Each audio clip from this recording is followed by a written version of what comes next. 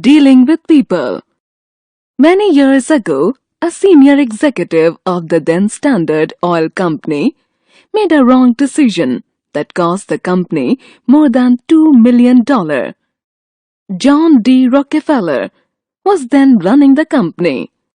On the day the news leaked out, most of the executives of the company were finding various ingenious ways of avoiding Rockefeller, lest his wrath descend on their heads.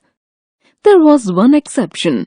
However, he was Edward T. Bedford, a partner in the company.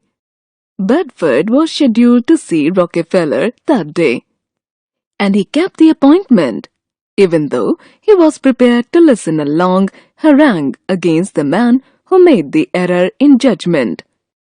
When Bedford entered the office, the powerful head of the gigantic Standard Oil empire was bent over the desk, busily writing with a pencil on a pad of paper. Bedford stood silently, not wishing to interrupt. After a few minutes, Rockefeller looked up.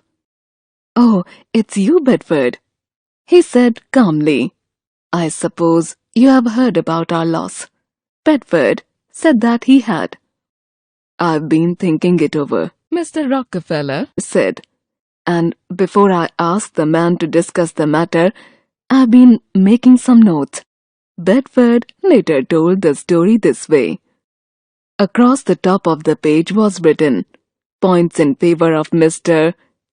There followed a long list of the man's virtues, including a brief description of how he had helped the company make the right decision on 3 separate occasions that had earned many times the cost of his recent error. I never forgot that lesson. In later years, whenever I was tempted to rip into anyone, I forced myself first to sit down and thoughtfully compile as long a list of good points as I possibly could. Invariably, by the time I finished my inventory, I would see the matter in its true perspective and keep my temper under control. There is no telling how many times this habit has prevented me from committing one of the costliest mistakes any executive can make, losing his temper. I commend it to anyone who must deal with people.